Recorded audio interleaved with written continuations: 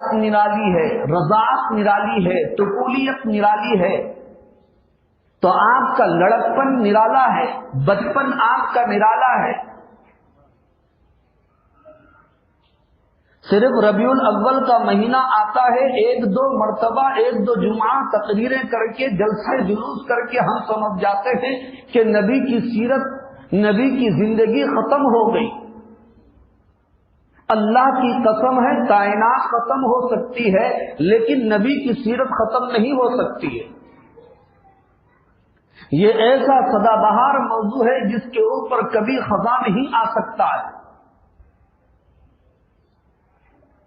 ابھی تو لڑکپن سے ہم نہیں نکلے، میں سیرت کی کتابوں کا مطالعہ کر رہا تھا تو اتنے واقعات اور اتنے معجزات اور اتنے کرشمے ہمارے نبی کے شان کے کتابوں میں لکھے گئے ہیں کہ کس کس واقعے کو میں بیان کروں، کس کس معجزے کو میں آپ کے سامنے ظاہر کروں، سمجھ میں نہیں آ رہا۔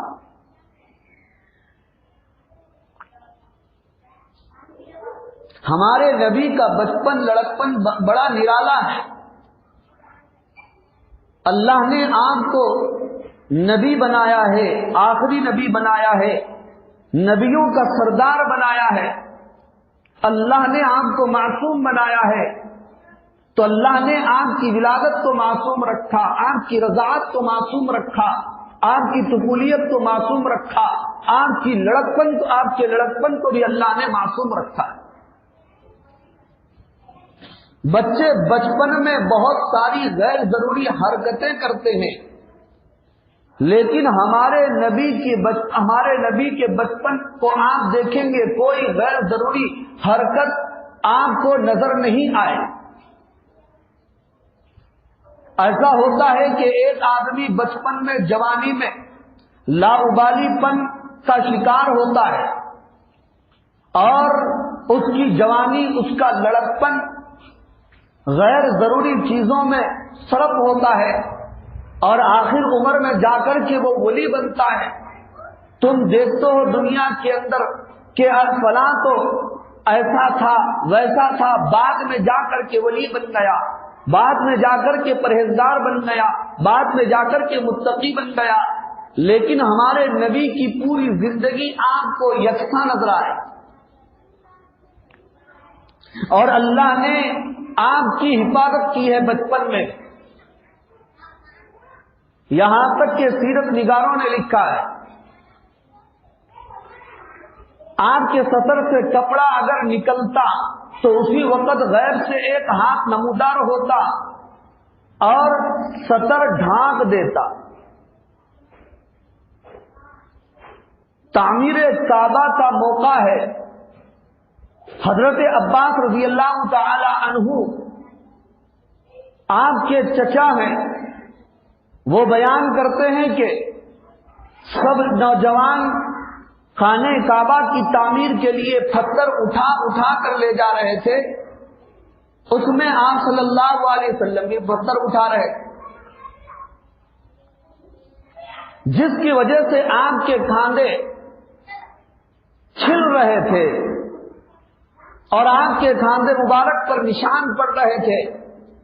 حضرت عباس رضی اللہ تعالیٰ عنہ نے اپنے بھتیجے محمد صلی اللہ علیہ وسلم کو بلا کر کہا کہ یہ لنگی ہے، اسے نکال لو، کاندھوں پر ڈال لو تاکہ پتھر کا نشان آپ کے کاندھوں پر نہ پڑے اور آپ کے کاندھے نہ چھلے۔ بزرگوں اور عزیز دوستوں، آپ ابھی اپنی لنگی کھولنے بھی نہ پائے تھے کہ اسی وقت آپ کی حالت بدلنے لگی اور حضرت عباس رضی اللہ تعالیٰ عنہ پریشان ہو گئے اور اپنے بھتیجے کو روک دیا کہ لنگی کھولنے کی کوئی ضرورت نہیں ہے، آپ ایسے ہی پتھر اٹھائیں۔ اس طرح اللہ نے اپنے محبوب کی حفاظت فرمائی۔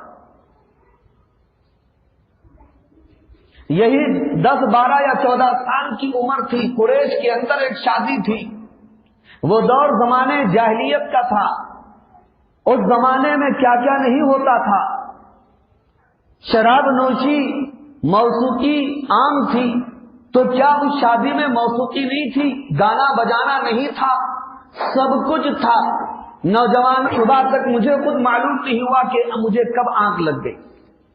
इस तरह अल्लाह ताला ने आपके बचपन की हिफाजत फरमाई।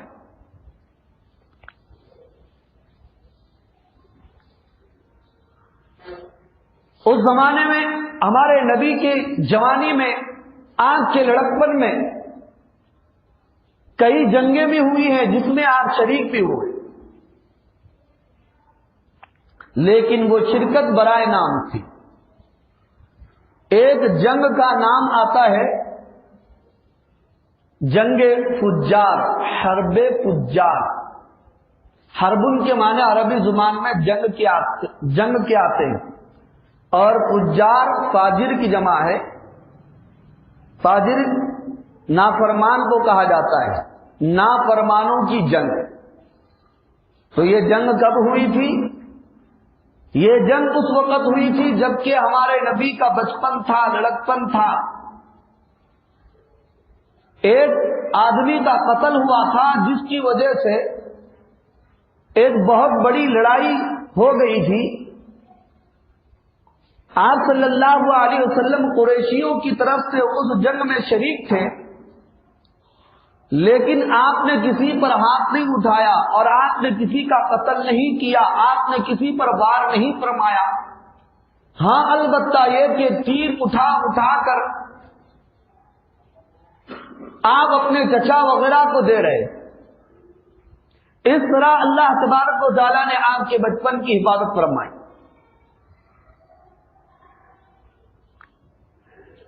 इसी तरह एक मुआहदा हुआ था, एक अहदो पैमान हुआ था हमारे नबी की जवानी में, जिसे सीरत में हल्फुल फुजूल कहा जाता है। इसकी तफसीलात क्या है? मक्के में बाहर से एक ताजिर आया था। उस जमाने में जुल्म और फितन तो आम था। मक्का का एक बहुत बड़ा काफिर था जिसका नाम आस इब्ने वाइल था। उसने उस ताजिर के सामान को और उसके साथ में उसकी बेटी थी, बेटी को अगवा कर लिया, गस्ब कर लिया। इसने आस इब्ने वाइल से मन्नत और समाजत की कि मेरा सामान ना लो और मेरी बेटी का अगवा ना करो। आस इब्ने वाइल था, मानने के लिए तैयार नहीं हुआ। जबरन और जुल्मन उस आदमी का, उस ताजिर का सामान भी ले लिया और उसकी बेटी का अगवा भी कर लिया। अब ये बेचारा ताजिर बाहर का अजनबी है, मरता क्या ना करता, सीधा खाने काबा में पहुंचा, वहां पर चीख व पुकार किया और वहां पर फरियाद करने लगा कि मेरा सामान आस इब्ने वाइल ने गस्ब किया है और मेरी बेटी का अगवा किया है। उस वक्त कुछ नेक लोग बेचैन हो गए, मुज़तरिब हो गए। आस इब्ने वाइल को समझाया बुझाया, लेकिन वो मानने के लिए तैयार नहीं था। आप हजरात थोड़ा इधर देखो ना भी, वो आस इब्ने वाइल मानने के लिए तैयार नहीं था। हमारे नबी के चचा हजरत जुबैर ने भी कोशिश की, लेकिन आस इब्ने वाइल ने नहीं माना। तो वो ताजिर मक्के से, खाने काबा से कोहे सफा पर आया और कोहे सफा पर खड़े होकर उसने अपनी मदद के लिए मक्के वालों को पुकारा और मक्के वालों से फरियाद की। तो उस वक्त बहुत सारे लोग वहां पर जमा हुए और उस आदमी के जुल्म और सितम की दास्तान को सुना। उसने ये कहा कि आस इब्ने वाइल ने मेरी बेटी का अगवा किया, मेरे सामान का अगवा किया है। आस इब्ने वाइल को बुलाया गया, वो मानने के लिए तैयार नहीं हुआ। उसने कहा कि मैंने उसकी बेटी को खरीदा है, वो मेरी बांदी है, उसके सामान को मैंने खरीदा है, वो मेरा माल है। इस तरह वो झूठ से काम लिया। बुजुर्गों और अजीज दोस्तों, उस वक्त एक घर में जितने दानिश्वर लोग थे, समझदार लोग थे, कौम के बड़े लोग थे, एक घर में उनका इज्तिमा हुआ और वहां पर एक मीटिंग हुई, एक मशवरा हुआ जिसमें हमारे नबी भी शरीक थे। ابھی آپ جوان ہیں لیکن کتنے اچھے اچھے کاموں میں آپ شریک ہو رہے ہیں، اور میرے نبی کی یہ سیرت نوجوانوں کو بتا رہی ہے کہ نوجوانی ہے، شباب ہے، طاقت ہے تو قوت ہے، اس کو کس میں استعمال کرنا چاہیے؟ ایسے اچھے کاموں میں، عدل و انصاف کے کاموں میں استعمال کرنا چاہیے۔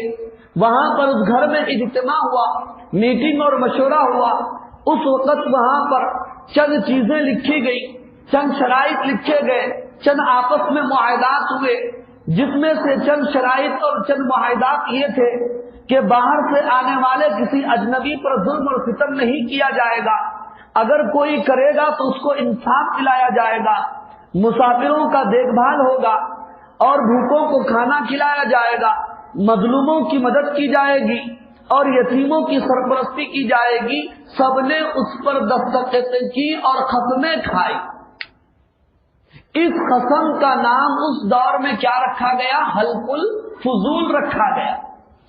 حلف کے معنی قسم کے آتے ہیں، اور فضول یہ چند فضل کی جمع ہے، اس لیے کہ اس معاہدے میں، اس تنظیم میں چند ایسے لوگ شریک تھے جن کا نام فضل تھا، تو بہت سارے لوگوں کے ناموں کو ملا کر کے ایک نام کیا کیا گیا؟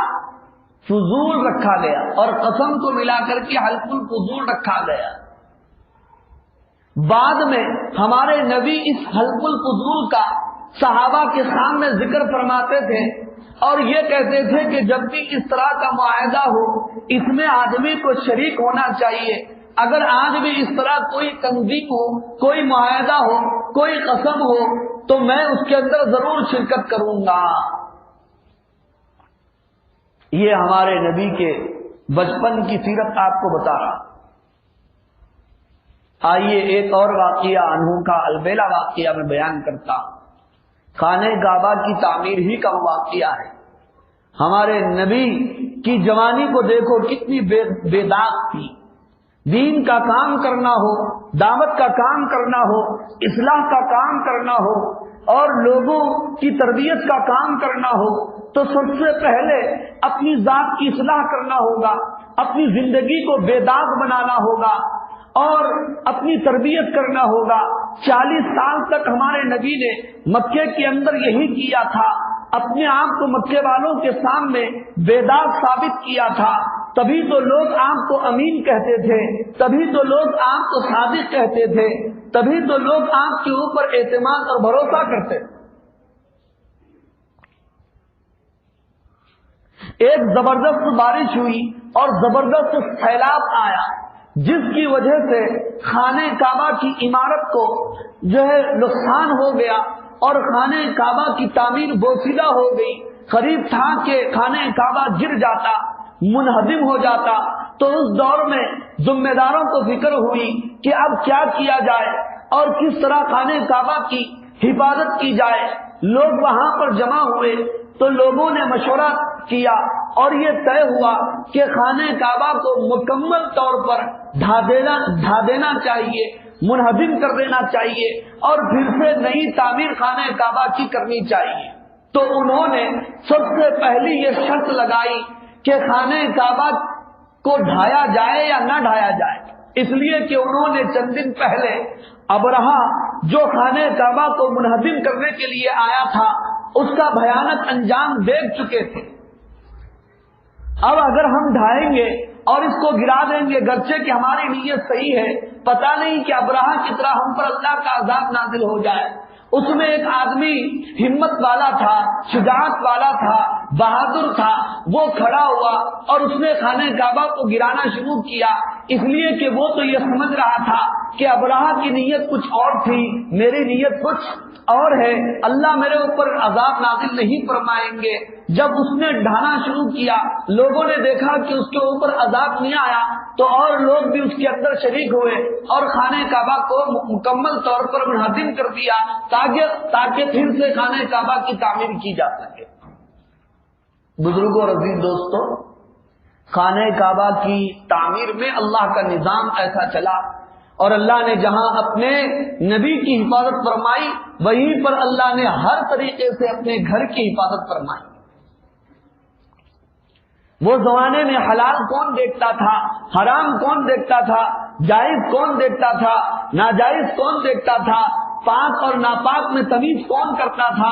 لیکن اللہ نے اس وقت قریشیوں کے دل کے اندر یہ بات ڈال دی کہ خانہ کعبہ کی تعمیر کے لیے ہمیں صرف پاک اور حلال کمائی، حلال مال لگانا ہے، ناپاک مال اس کے لیے قبول نہیں کیا جائے.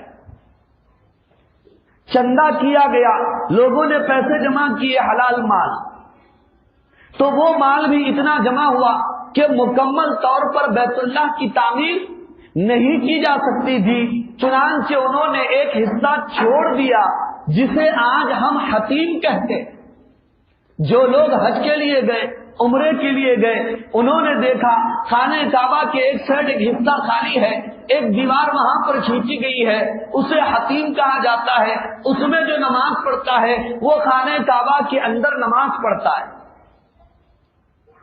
اس میں بھی ایک حکمت تھی، اللہ کی ایک مصلحت تھی کہ خانہ کعبہ میں اندر کس کو چھوڑا جاتا ہے، لیکن وہ جگہ چھوڑ دی گئی ایک حکمت اور مصلحت کے تحت. ایک عام آدمی بھی آج جاتا ہے تو بیت اللہ کے اندر نماز ادا کر کے آتا ہے.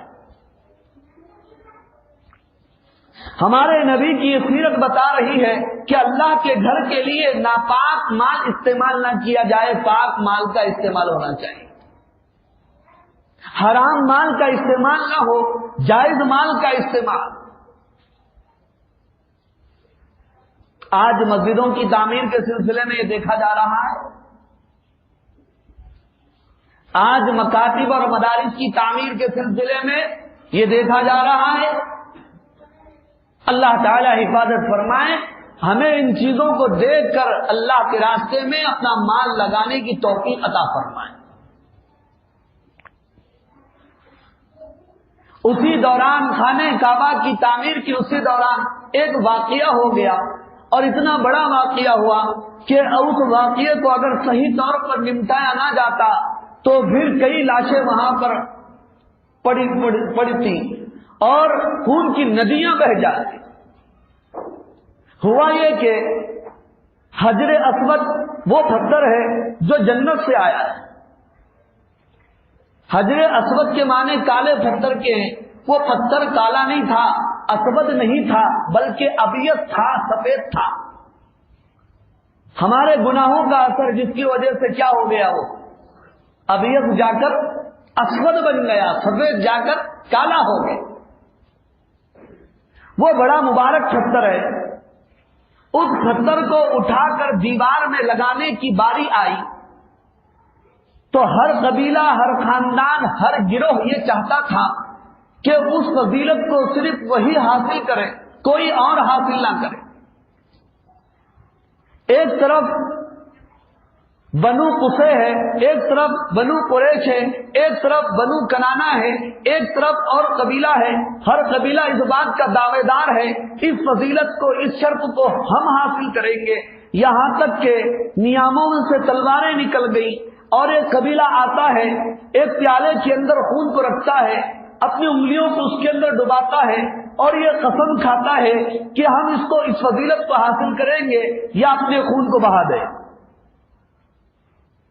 اسی دوران سیرت نگاروں نے لکھا ہے کہ ایک بوڑھا آدمی اٹھتا ہے جو بڑا تجربے کار ہے.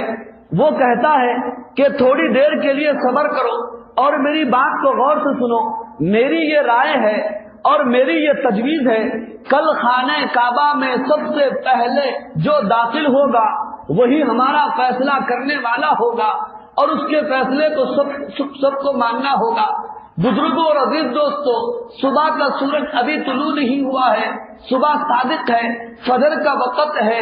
خانہ کعبہ میں سب سے پہلا قدم رکھنے والا کوئی اور نہیں، وہ میرے اور آپ کے آقا سرور کائنات احمد مصطفیٰ محمد مصطفیٰ سب کہہ دو صلی اللہ علیہ وسلم کی ذات بابرکت تھی. اور جب مکے والوں نے ہمارے نبی کو دیکھا، ہمارے رسول اور ہمارے محبوب کو دیکھا، سب نے کہا کہ یہ امین ہے، یہ صادق ہے، ہم ان کے فیصلے کو ماننے کے لیے تیار ہیں.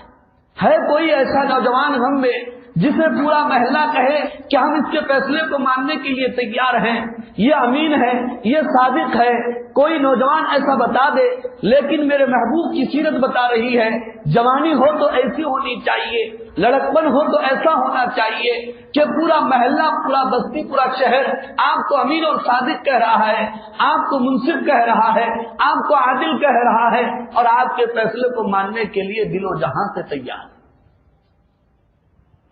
اور آپ نے انوکھا فیصلہ فرمایا، تاریخ میں، سیرت میں سنہری عورتوں سے وہ لکھا ہوا ہے۔ آپ نے حکم دیا ایک چادر لائی جائے، چادر لائی گئی، آپ نے اپنے دست مبارک سے حجر اسود کو اٹھایا، اس چادر کے بیچ میں رکھا، پھر آپ نے ایک قبیلے کو حکم دیا ایک چادر کے کونے کو پکڑ لے، دوسرے کو حکم دیا دوسرے کونے کو پکڑ لے، تیسرے کو حکم دیا تیسرے کونے کو پکڑ لے، چوتھے کو حکم دیا چوتھا کونا پکڑ لے، اس کے بعد سب کو حکم دیا چادر کو اٹھاؤ، سب نے چادر کو اٹھایا، اور پتھر جب اپنی جگہ پہنچا آپ نے پھر اپنے ہاتھ سے پتھر کو اٹھا کر دیوار کے اندر رکھ دیا، اور اس طرح لڑائی اور جھگڑا آپ نے ختم کر دیا۔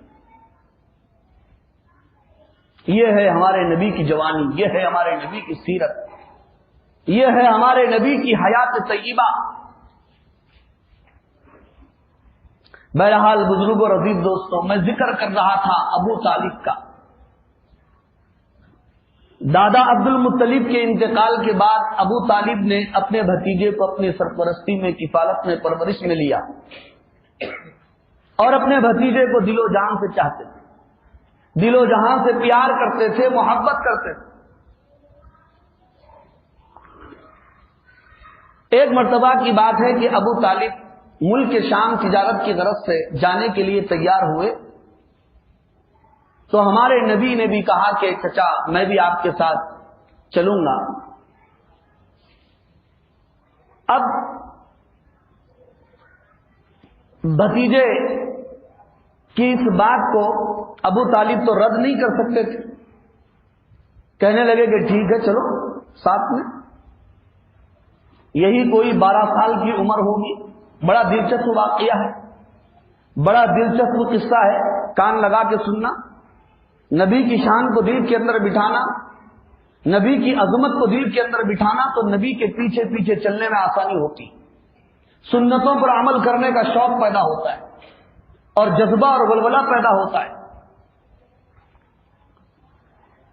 ابو طالب نے آپ صلی اللہ علیہ وسلم کو اپنے ساتھ لے لیا اور ملک شام کے لیے چل بسے، ملک شام کے لیے چل پڑے۔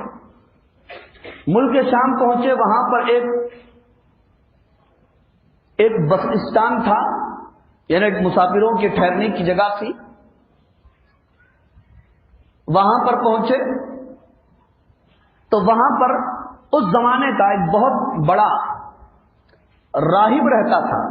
راہب اس دور میں بڑے عالم کو کہتے تھے، بحیرہ اس کا نام تھا، نام نہیں بلکہ لقب تھا، جرجیس اس کا نام تھا۔ وہ ہمیشہ اپنے گھر کی چھت پر رہتا تھا، کسی سے بات نہیں کرتا تھا، کسی سے کلام نہیں کرتا تھا، کسی سے معانقہ نہیں کرتا تھا، کسی سے گلے نہیں ملتا تھا۔ لوگ دور دور سے اس سے ملاقات کرنے کے لیے آتے تھے، لوگ دور دراز علاقوں سے اس سے مصافحہ کرنے کے لیے آتے تھے، اس کی دعائیں لینے کے لیے آتے تھے، اور گھر کی چھت پر جا کر اس سے ملا کرتے تھے۔ لیکن جس دن یہ ابو طالب کا قافلہ ملک شام پہنچا، وہ اپنے گھر کے اوپر بیٹھا ہوا تھا، اس نے دور سے قافلے کو دیکھا، اور قافلے میں محمد الرسول اللہ صلی اللہ علیہ وسلم کو دیکھا۔ 12 سال کے پیغمبر، معصوم چہرہ، نورانی چہرہ، بحیرہ راہب کی نگاہ آپ صلی اللہ علیہ وسلم کے نورانی چہرے پر پڑی، جو ہی پڑی اس کی نظر نے پہچان لیا یہ کوئی عام بچہ نہیں ہے، یہ بچہ کوئی اور بچہ ہے۔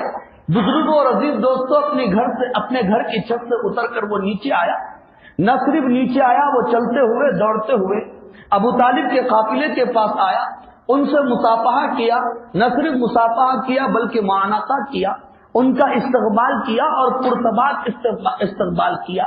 آج دیکھنے والے پریشان ہیں، حیرت میں پڑ گئے کہ یہ بحیرہ راہب، یہ بزرگ آدمی، یہ عالم دین बड़े बड़े लोग दूर दराज इलाकों से इससे मिलने के लिए आया करते हैं। आज क्या बात है कि ये कुछ छत से उतर कर इस काफिले से मिलने के लिए आया। मुलाकात हुई, आप सल्लल्लाहु अलैहि वसल्लम से भी उसने मुलाकात की। वो मुलाकात के बाद वापस मुड़ा और मुड़ते ही फिर वापस फिर जो है पलटा और पलट कर कहने लगा, इस काफिले का अमीर कौन है, इस काफिले का सरबराह कौन है। अबू तालिब की तरफ इशारा किया गया कि ये काफिले के सरबराह और अमीर हैं। तो उस बहेरा राइस ने अबू तालिब से कहा कि रात मेरे घर तो इस काफिले की दावत है, जरूर तशरीफ लाई। बुजुर्गों और अजीज दोस्तों, ये दावत देकर वो वापस अपने घर चला जाता है। उसके बाद शाम होती है, मगरिब का वक्त होता है। उस जमाने के अंदर ये लाइट कहाँ थी, ये बिजलियां कहाँ थी। उस जमाने में क्या था, उस जमाने में चिराग थे और क्षमा थे। तो एक सामान एक दरख्त के नीचे रखा गया था, मुसाफिरों के ठहरने की एक जगह पर रखा गया था। सब लोग बड़े थे, उसमें छोटे उम्र के एतबार से कौन थे, हमारे नबी और हमारे पैगंबर थे, वरना तो हमारे नबी से बड़ा कौन हो सकता है। उम्र के लिहाज से मैं बात कर रहा हूँ। अबू तालिब ने अपने भतीजे मोहम्मद सल्लल्लाहु अलैहि वसल्लम से कहा कि भतीजे तुम यहीं पर रहो, तुम छोटे हो, चिराग मैं जला देता हूँ, रोशनी हो जाएगी, सामान के पास बैठो, हम राहिब के पास होकर आते हैं, उसकी दावत को कबूल करके आते हैं। अबू तालिब ने यह कहा और अपने काफिले को लिया, उस बहेरा राहिब के पास चले गए उसकी दावत कबूल करने के लिए। वहां पर दस्तरखान बिछा हुआ था और खाना चुन दिया गया था और बहेरा राहिब इस्तकबाल के लिए तैयार था। लेकिन उसने देखा सब आए, एक नहीं आया, तो वो पूछने लगा अबू तालिब से, तुम काफिले के अमीर हो, ये तो बताओ कि सब तो साथ में लाए हो। अबू तालिब ने कहा कि सब आ गए और कौन बचा हुआ है। उस बहेरा राहिब ने कहा वो 12 साला बच्चा मुझे नजर नहीं आ रहा है। जिस बच्चे के सर पर जिस वक्त तुम्हारा काफिला आ रहा था, मैंने अबर को साया फिगन होते हुए देखा था। जिस दरख्त के पास तुम आए थे, जगह तो सबको मिल चुकी थी, उस बच्चे को नहीं मिली थी।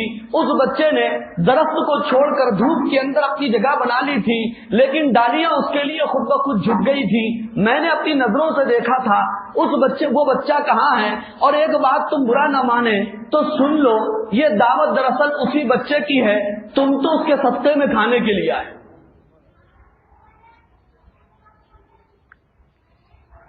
उसके बाद आप सल्लल्लाहु अलैहि वसल्लम को भी बुलाया गया। उसने ये पूछा कि ये बच्चा है, इस बच्चे का बाप कौन है। अबू तालिब ने कहा कि मैं हूं। उसने कहा कि मेरी किताब बता रही है कि अबू तालिब तुम इस बच्चे के बाप नहीं हो सकते। अबू तालिब ने कहा तुम ठीक कहते हो और मैं भी झूठ नहीं कहता, इसलिए कि मैं इस बच्चे का चचा हूं और चचा भी तो बाप होता है, मैंने भी तो सच कहा।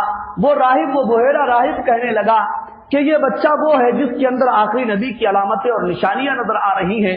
वो मक्के के अंदर पैदा होने वाला था और उस आखिरी नबी का वो आखिरी नबी यतीम होंगे, ये मेरी किताब बता रही है और ये सारी निशानियां इस बच्चे में नजर आ रही हैं। अबू तालिब मैं तुमको ये नसीहत करता हूं कि इसको मुल्क शाम से फौरन अपने घर वापस ले जाओ, इसलिए कि यहूदी जब इस बच्चे को देखेंगे तो उनकी किताब के मुताबिक इस बच्चे के आपके भतीजे के दुश्मन बन जाए। यह हमारे नबी के बचपन के वाकयात मोजिज़ात आपको मैं सुना रहा हूं। इस तरह आपकी बेदाग जवानी है, मासूम जवानी है, धीरे धीरे आहिस्ता आहिस्ता आपकी अमानत की शोहरत हो जाती है और आपकी सदाकत की शोहरत हो जाती है। उस दौर के अंदर मक्के में एक बहुत बड़ी खातून थी, आप भी उस खातून का नाम जानते हैं, जो उम्मुल मोमिनीन है और पहली उम्मुल मोमिनीन है। हजरत खदीजतुल कुबरा रज़ी अल्लाहु अन्हा उनका नाम है। वो बड़ी मालदार खातून थी और बड़ी शराफत वाली खातून थी। खदीजा उनका नाम था, ताहिरा उनका लक़ब था। वो बड़ी मुअज़्ज़ज़ खातून थी, मुअज़्ज़ज़ घराने से ताल्लुक रखती थी। 2 मरतबा उनके शौहर का इंतकाल हो चुका है। वो 40 साल की उम्र है। उनकी शराफत को उनके माल को देखकर बड़े बड़े लोग मक्के के निकाह का पैगाम और शादी का पैगाम उनके पास भेज रहे हैं और किसी के पैगाम को वो कबूल नहीं कर रही है और किसी के पैगाम को वो कबूल नहीं कर रही है। اتنے میں اس خاتون کو حضرت خدیجہ الکبریٰ رضی اللہ عنہا کو یہ بات معلوم ہوتی ہے، ایک نوجوان ہے، اس کی جوانی بے داغ ہے، وہ معصوم ہے، بڑا حسین ہے، بڑا خوبصورت ہے اور امین ہے، صادق ہے اور بڑا کردار والا ہے۔ اس خاتون کو یہ بات معلوم ہوتی ہے تو وہ آپ صلی اللہ علیہ وسلم تک کسی کے ذریعے سے یہ پیغام پہنچاتی ہے محمد صلی اللہ علیہ وسلم تک کہ آپ میرے مال کو لے جاؤ اور تجارت کرو، پھر اس کے بعد اس کے اندر جو فائدہ ہوگا اس میں آدھا آدھا ہم دونوں تقسیم کر لیں گے۔ بزرگوں اور عزیز دوستو، آپ صلی اللہ علیہ وسلم نے اپنے چچا سے پوچھا، چچا نے اجازت دے دی اور آپ نے حضرت خدیجہ الکبریٰ رضی اللہ عنہا سے بات کر لی اور یہ طے ہو گیا کہ مال میرا ہوگا، محنت آپ کی ہوگی اور نفع دونوں کے درمیان آدھا آدھا تقسیم ہوگا۔ جس وقت آپ صلی اللہ علیہ وسلم حضرت خدیجہ الکبریٰ رضی اللہ تعالی عنہا کا مال لے کر کے ملک شام جا رہے تھے، اس وقت حضرت خدیجہ الکبریٰ رضی اللہ عنہا نے آپ صلی اللہ علیہ وسلم کے ساتھ اپنے غلام کو بھی روانہ کر دیا، جس کا نام سیرت نگاروں نے میسرہ لکھا ہے۔ کیا نام تھا؟ میسرہ غلام تھا۔ آپ صلی اللہ علیہ وسلم اور میسرہ غلام دونوں چل پڑے۔ آپ ملک شام پہنچے۔ ملک شام پہنچنے سے پہلے تاجروں کے لیے، کاروبار کرنے والوں کے لیے، دکان والوں کے لیے کتنا بڑا اس کے اندر سبق ہے آپ دیکھو۔ ہوا یہ کہ ملک شام پہنچنے سے پہلے بارش ہو گئی اور بارش میں آپ کے پاس جو اناج تھا، جوں وہ بھیگ گیا اور کھجور تھا وہ بھی بھیگ گیا۔ ملک شام کے بازار میں، منڈی میں جب آپ پہنچے تو آپ نے وہاں پر بھیگے ہوئے غلے کو الگ کر دیا اور سوکھے ہوئے غلے کو الگ کر دیا، اس کا ریٹ الگ کر دیا، اس کا ریٹ الگ کر دیا، اس کی قیمت الگ لگا دی، اس کی قیمت الگ لگا دی۔ اب دیکھنے والے پریشان ہیں، وہاں بازار کے اندر تاجرین پریشان ہیں اور آپ صلی اللہ علیہ وسلم کی اس طرح تعریف ہونے لگی کہ یہ تو ایک نیا امانتدار تاجر آ گیا جو اپنے بھیگے ہوئے سامان کو، غلے کو صاف طور پر بتا رہا ہے، اس کی قیمت الگ لگا رہا ہے اور سوکھے ہوئے اناج اور غلے کی قیمت الگ لگا رہا ہے۔ یہ تو بڑی امانت اور شرافت ہے، یہ تو بڑی دیانت ہے، آج تک کسی نے اس طرح نہیں کیا۔ اور آج کا تاجر کیا کرتا ہے؟ آج کا تاجر اگر اس کا غلہ بھیگ جائے، اس کی ترکاری اگر بھیگ جائے، اس کا مال اگر خراب ہو جائے تو اس کو اندر رکھے گا اور اوپر سے چھاپن دوسرا مارے گا۔ یہ میرے نبی کی سیرت نہیں ہے۔ ربیع الاول کا مہینہ آتا ہے اور ہم حضور کی محبت کے نعرے لگاتے ہیں اور یہیں پر یہ قصہ ہم ختم کر دیتے ہیں۔ بزرگوں اور عزیز دوستوں نہیں، پورا سال بھر، پورے جو ہے زندگی بھر حضور کی سیرت اگر بیان کی جائے تو بزرگوں اور عزیز دوستوں حضور کی سیرت ختم نہیں ہو سکتی ہے۔ پھر آپ نے اس طرح جب اپنے سامان کو فروخت کیا اور اپنے سامان کو بیچا ہے تو وہاں پر جہاں آمینہ کا لال کھڑا تھا، خریدار ایسے گر گر کے آتے تھے جس طرح پروانے شمع پہ گرتے، پروانے شمع پہ گرتے ہیں، اس طرح آپ صلی اللہ علیہ وسلم کے پاس گر گر کے آئے۔ آپ تجارت کر کے، مال کس کا ہے؟ بولو نا بھائی، مال کس کا تھا؟ حضرت خدیجہ کا مال تھا، محنت آپ کی تھی، پارٹنرشپ کرنا ہو تو دیکھو، شرکت کرنا ہو تو دیکھو۔ آپ بازار سے ملک شام سے واپس آئے تو سیدھا اپنے گھر نہیں گئے، سیدھا کہاں گئے؟ حضرت خدیجہ الکبریٰ رضی اللہ عنہا کے گھر گئے اور وہاں پر جا کر کے پورا ایک ایک پائی کا حساب بتایا اور آپس میں صحیح تقسیم ہوئی۔ اس کے بعد حضرت خدیجہ نے اپنے غلام میسرہ کو اپنے پاس بلایا اور پوچھا، ذرا سفر کی رویداد تو سناؤ، ذرا سفر کی کارگزاری تو سناؤ۔ میسرہ کہنے لگا، مالکہ میں آپ کو کیا بتاؤں، میں نے بڑے بڑے لوگوں کے ساتھ سفر کیے ہیں، دور دراز علاقوں کا سفر کیا ہے اور بڑے بڑے لوگوں کے ساتھ میں نے سفر کیا، لیکن محمد جیسا انسان میں نے کسی کو نہیں دیکھا۔ سب سے کہہ دو صلی اللہ علیہ وسلم۔ انہوں نے مجھ کو اپنے ساتھ رکھا، لیکن میں تو غلام تھا، میں تو ان کا خادم تھا، مگر انہوں نے مجھے کبھی غلام کی نظر سے نہیں دیکھا، میرا پورا بھرپور خیال رکھا۔ میرا خیال تو چھوڑو، وہ جانوروں کا خیال رکھتے تھے.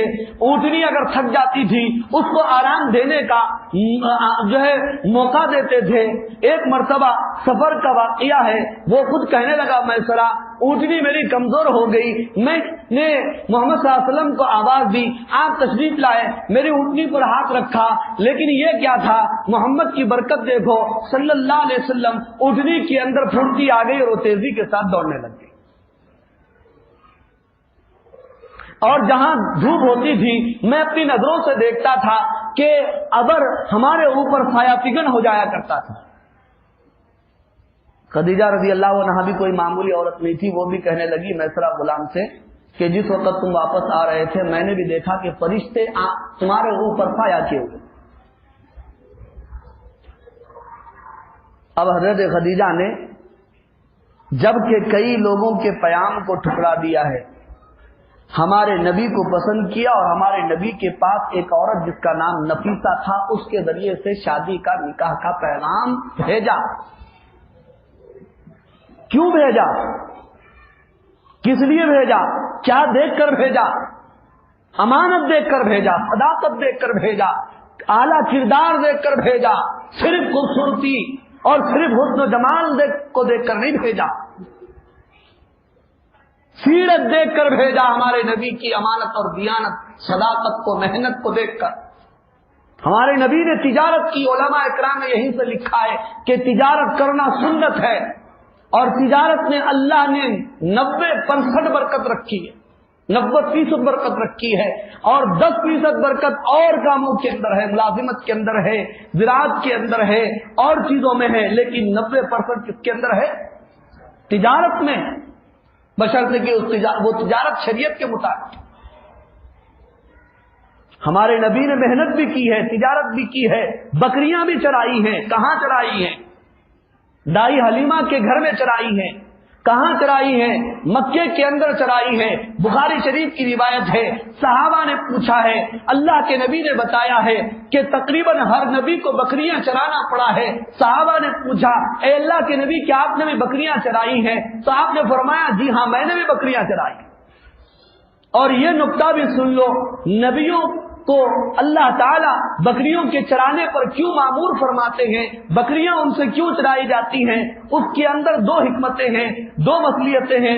ایک تو یہ کہ بکریاں کمزور ہوتی ہیں، بکریاں چرانے والے کے اندر قوت برداشت پیدا ہوتی، اس لیے کہ غصہ آنے پر مار بھی نہیں سکتا آدمی. زیادہ غصے سے اگر مار دیے تو بکری کیا ہو جاتی؟ مر جاتی. اور بکریاں ادھر ادھر پھیلتی ہیں تو بار بار بکریاں چرانے والے کو ان بکریوں کو جوڑنا پڑتا ہے. کیا کرنا پڑتا ہے؟ ہاں، کبھی ایک بکری ادھر جا رہی ہے، ایک بکری ادھر جا رہی ہے، یہ بکری ادھر بھاگ رہی ہے، تو بکریاں چرانے والا کیا کرتا ہے؟ بکریوں کو جوڑتا ہے. تو نبیوں کو کے اندر یہ 2 چیزیں پیدا کرنے کے لیے تحمل، قوت برداشت پیدا ہو، اور سب کو جوڑ کر کام کرنے کی صفت پیدا ہو. یہ تو بکریاں بھاگیں گے ادھر ادھر، جوڑنے کی صفت پیدا کرنے کے لیے اللہ نبیوں سے یہ کام لیا. اور نوجوانوں کو سبق ہے. آج کے نوجوان کیا چاہتے ہیں؟ میرا محنت ہو، بڑا شو روم ہو، بڑا بزنس ہو، اور میں سیٹ کہلاؤں، آنند فانند کہلاؤں. ہمارے نبی کی سیرت بتا رہی ہے حلال کام، جائز کام، چاہے چھوٹا ہو بڑا ہو، اس میں کوئی دیکھنا نہیں، محنت کرنا ہے. نکاح کا پیغام دیا کس نے؟ حضرت خدیجہ نے. اور آپ نے قبول فرمایا اپنے چچا سے پوچھ کر. کس سے پوچھا؟ ابو طالب سے پوچھا. یہ نہیں کہ میں اللہ کا نبی اور پیغمبر ہوں، میرے پاس اعلیٰ دماغ ہے، میرا تعلق ڈائریکٹ اللہ سے ہے، چچا کی کیا ضرورت ہے؟ آج کا نوجوان کہتا ہے مجھے کس سے پوچھنے کی ضرورت نہیں ہے، مجھے یہ بچی پسند ہے، میری مرضی ہے، سب کو چلنا پڑے گا. آج کی بچی کہتی ہے یہ بچہ ہے مجھے پسند ہے، سب کو ماننا پڑے گا. لیکن نبی کی سیرت بتا رہی ہے کہ اپنے بڑوں سے پوچھ کر اپنی پسند کو اختیار کرنا چاہیے. حضور نے اپنے چچا ابو طالب سے پوچھا. ابو طالب نے کہا بھتیجے محمد تم اس کے اوپر ہاں کر دو، اس لیے کہ خدیجہ بالکل پاکیزہ، مطہرہ، طاہرہ خاتون ہے، نیک سیرت والی ہے، عفت عزت اور پاک دامن والی عورت ہے، تم اس کے نکاح کے پیام کو قبول کر لو۔ آپ نے قبول فرما لیا، اور کھڑے ہو کر نکاح کس نے پڑھایا؟ ابو طالب نے پڑھایا، اور اس دور کے حساب سے آپ نے مہر کے طور پر کچھ مقرر رقم مقرر فرمائی اور ادا بھی فرمائی۔ یہاں تک کی سیرت ہے آپ صلی اللہ علیہ وسلم کے جوانی کی سیرت۔ پھر اس کے بعد آپ کو کتنے 4 بیٹیاں ہوئی، 3 بیٹے ہوئے، 35 سال کی عمر تک یہ آپ کی اولاد ہے۔ بیٹوں کا انتقال تو بچپن میں ہو گیا، بیٹیاں بڑی ہو کر انتقال کر گئی تھی۔ 37 سال کے بعد پھر اس کے بعد دور آتا ہے کس کا؟ 40 سال، جب آپ کے عمر شریف کے ہو چکے ہیں، تو اس کے بعد آپ کے سر کے اوپر اللہ نے تاج نبوت رکھا تھا غار حرا۔ یہ سیرت شروع ہوتی ہے غار حرا سے، چونکہ وقت ہو چکا ہے یہیں پر میں اپنی بات کو مکمل کرتا ہوں، اور انشاءاللہ العزیز غار حرا سے آگے کی سیرت کی تفصیلات آئندہ جمعہ آپ کے سامنے بیان کی جائیں گی۔ دعا فرمائیے۔